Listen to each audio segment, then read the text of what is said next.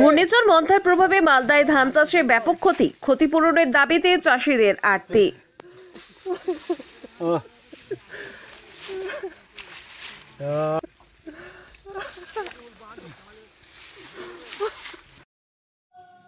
Malda news lab exclusive প্রতিবেদন। ঘূর্ণিঝড় মন্থার প্রভাবে উত্তরবঙ্গ জুড়ে টানা বৃষ্টি ও ঝড়ো হাওয়ায় বিপর্যস্ত মালদা জেলার কৃষক জীবন।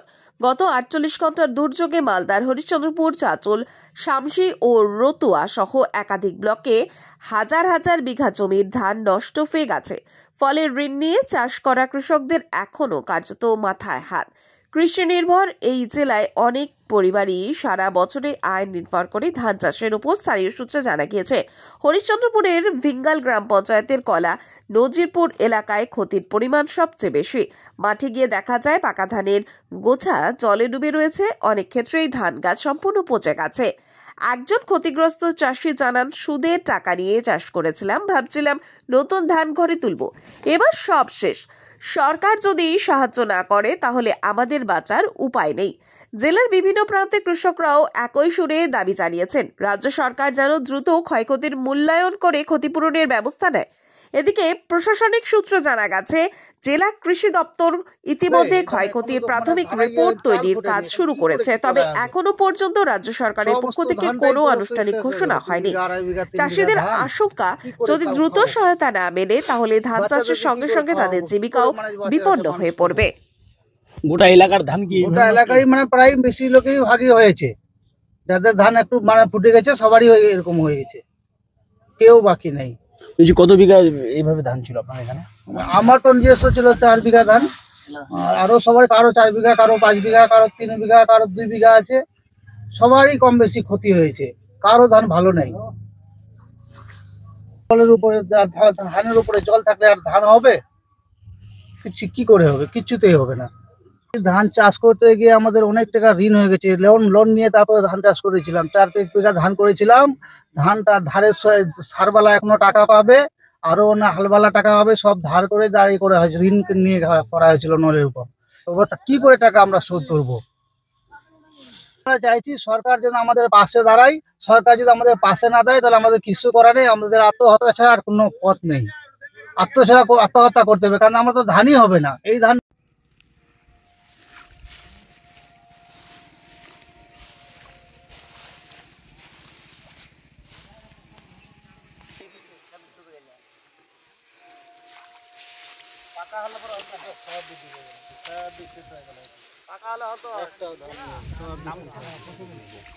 একটাও ধান নেই।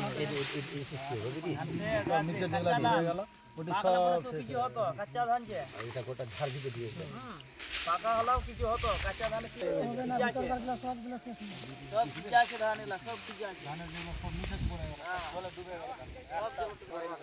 এমন তো বরবাদ, আরো বরবাদ হবে। ধান বরবাদ,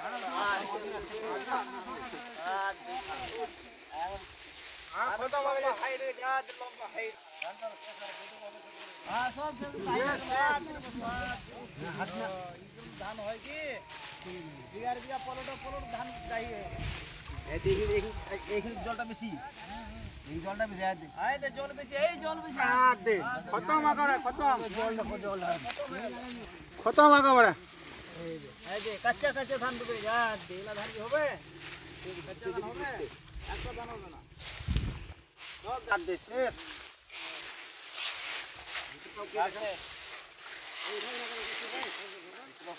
এই তো পচে গেল রে, এগুলো পচে গেল তো। ভিজা ধান আছে, এগুলো পচে গেল। দেখো সম্পূর্ণ এগুলো সব খতম হয়ে গেছে। এই দেখ সব পচে গেছে, শেষ।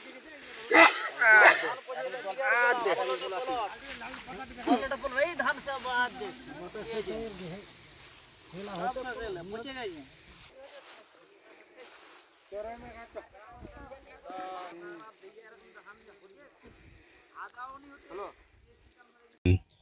আমরা তো গত দুদিন ঝড় বৃষ্টি হয়েছে, তো গত দিন মাঠে বার হতে পারেনি, এত ঝড় বৃষ্টি। আর তার থেকে আজকে রাত্রে যা ঝড় বৃষ্টি হয়েছে গত দুদিনের তুলনায় অনেক বেশি। তো আমরা আজকে মাঠে বেরোলাম। এখানে আমাদের খোগরা গ্রামের মাঠ আছে, নাজিরপুর গ্রামের মাঠ আছে, ভিঙ্গল অঞ্চলের অন্তর্গত সব এগুলো। তো আমরা দেখছি মাঠে এসে যে বিঘার বিঘা জমি ধান শুয়ে গেছে। না আমাদের এলাকাতে কত হাজার হাজার বিঘা হবে, গুণে শেষ করা যাবে না। আমাদের খোকরা মাঠে, নাজিপুর মাঠে বিঘার বিঘা ধান মাঠটাই সব শুয়ে গেছে। তো আমরা শুয়ে গেছে, তো আমরা যখন ভাবছি যে এই ধানগুলো তো এখন হবে না, এই ধানগুলো পরিপূর্ণ অবস্থায় শুয়ে গেলে হয়ে যেত। এখন ধানগুলো ফুটা মুখে শুয়ে গেছে, এবং একের পর এক চাপা পড়ে গেছে, জলে পড়ে গেছে, চেপে গেছে। সেই ধানগুলোর কোনো আশা নেই, মানে 95%ই খতম হয়ে গেছে ধান। হয়তো আরও ওয়েদার ভালো না হলে সেই 5%ও চলে যাবে। আর এর থেকে অনেক কলা গাছ ভেঙে গেছে আজকে ঝড় বৃষ্টিতে, আর অনেক ভুট্টা যারা কিছু লাগিয়েছিল তাদের ভুট্টার জমিতে জল জমে গেছে। তো আমরা যে এই ধানগুলো যে হয়ে গেছে এই অবস্থা, তো আমরা তো কৃষিকার্যের লোক, আমরা কৃষির উপর নির্ভরশীল। তো আমরা কৃষিকার্য করেই জীবিকা নির্বাহ করি। এখন এই কৃষিকার্য করতে গিয়ে আমাদের অনেক ঋণ হয়েছে, অনেক হালবেলা, অনেক সারবেলা, অনেকজনই টাকা পাবে, সেই টাকাগুলো আমরা কোথেকে শোধ করবো? আমরা অসহায় পড়ে গেছি। বা আমাদের যে ছেলেপেলেরা আছে, আমরা তাদের মানুষ কি করবো, পরবর্তী ফসল কি করবো, এগুলো আমি খুব চিন্তায় পড়ে গেছি। ঋণ নিয়ে করেছিলেন? এই জন্য আমরা রাজ্য সরকারের কাছে আবেদন করছি। ওই যে আপনাদের ঋণ নিয়ে করেছিলেন? হ্যাঁ, ঋণ নিয়ে করেছি। তো আমরা রাজ্য সরকারের কাছে আবেদন করছি যেন আমাদের এই অবস্থা দেখে বা মানে অবস্থাহীন যে হয়ে গেছি তার দিক লক্ষ্য রেখে রাজ্য সরকারের কাছে আমরা আবেদন করছি আমাদের পাশে দাঁড়াক বা আমাদের কোনো সাহায্য করুক, না হলে আমরা পরবর্তী কোনো ক্ষতিগ্রস্ত করতে পারবো না বা সংসার চালাতে পারবো না। আমরা হাত জোর করে অনুরোধ করছি, আমরা রাজ্য সরকারের কাছে আবেদন করছি আমাদের এই অসহায় কৃষকদের দিকে নজর দিক বা আমাদের কোনো সাহায্য করুক। তাছাড়া না হলে আমাদের আত্মহত্যা ছাড়া উপায় না, আমাদের পরবর্তী ফসলগুলো করতে পারবো না, এই বলে আমার মানে রাজ্য সরকারের আবেদন থাকলো। আমার নাম হলো শেখ সলেমান, খোকরা গ্রামের অন্তর্গত, খোকরা গ্রাম বাড়ি, হিঙ্গল অঞ্চলের অন্তর্গত।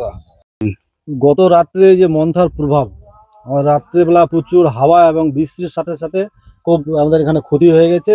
ধান এখন সব শুয়ে পড়ে গেছে। এই যে ধান, এই ধান ম্যাচুরিটি হয়নি, আর জলের মধ্যে ডুবে আছে ধান, এই ধান ম্যাচুরিটি হবে না আশা করি। আর প্রচুর ক্ষয়ক্ষতির জন্য আমরা খুব অসহায় পড়েছি। আশেপাশে কলা চাষিরাও খুব দুঃখের মধ্যে এখন ওরা চিন্তায় পড়ে গেছে। কলা ম্যাচুরিটি হয়নি, কলার গাছগুলো সব পড়ে গেছে, একটাও কলা বিক্রি হবে না। আর কলা চাষে প্রচুর খরচও আছে। আমাদের ধান চাষিরা, আমরা সম্পূর্ণ এই এলাকার চাষিরা সব আত্মনির্ভর, এই একমাত্র চাষির উপর নির্ভর করে আমরা চাষ করি। তাই এই অবস্থায় যদি ধান আমাদের শেষ হয়ে যায়, আমরা কিছুটা আর কোনো রকমে চলতে পারবো না। অনেকের লেনা হয়ে গেছে, দেনা হয়ে ধান ঋণ করে ধান আমরা চাষ করেছি, এখনো হয়তো চাষবাসের টাকা দিইনি, সার যার দোকানদারের কাছ থেকে নিই তাদের কাছে টাকা ধার পড়ে আছে। আমরা টাকা শোধ করবো কোথায়? নিজের সংসার চালাবো না তাদের টাকা আমরা শোধ করব? এই অবস্থায় আমরা রাজ্য সরকারের কাছে আবেদন করব আমাদের ক্ষতিপূরণের ব্যবস্থা করা হোক, নাহলে আমাদের আর কোনো অবস্থা মানে রাস্তা নেই। শেষ পর্যন্ত হয়তো আত্মহত্যাও করতে হতে পারে। তার জন্য আমরা খুব একদম জোড়ো হাত করে বলে দিয়ে রাজ্য সরকারের কাছে আবেদন করব যেন আমাদের জন্য সরকারি সহায়তার ব্যবস্থা করা হয়। আমার এখানে 5-6 বিঘা ধান ছিল, 5-6 বিঘার মধ্যে সবকটাই পড়ে গেছে।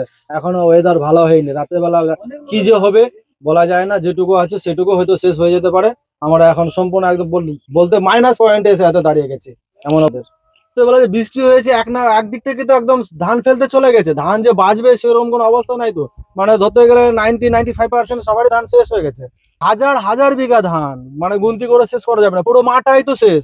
আমাদের এলাকাতে যেদিকে খবর পাচ্ছি, ফোনে কথা হচ্ছে, সবাই বলছে আমারও ধান পড়ে গেছে। মানে এটা কোন এলাকা? এটা হচ্ছে আপনার হরিশ্চন্দ্রপুর থানার ভিঙ্গল অঞ্চলের। আমরা এটা হচ্ছে খোকরা মৌজা, নাজিরপুর মৌজা, আমরা চাষিরা সব চাইছি সরকারের কাছে ক্ষতিপূরণের জন্য আবেদন করবো। ক্ষতিপূরণ না দিলে তো আমাদের কোনো রাস্তা নাই, বাঁচার রাস্তা নাই। আমরা সংসার বাকি সারা বছর সংসার চালাবো কি করে? কোনোভাবে আত্মনির্ভর করছি আমরা সম্পূর্ণ এখন সরকারের উপর। সরকার যদি আমাদের সহায়তা করে তাহলে আমরা আগামী দিনে হয়তো পুরো বছরের জন্য চাষাবাস করতে পারবো, না হলে মুশকিল আছে আমাদের। আপনার নাম? আমার নাম হাফিজুল ইকবাল, বাড়ি খোকরা, অঞ্চল হচ্ছে আমাদের ভিঙ্গল।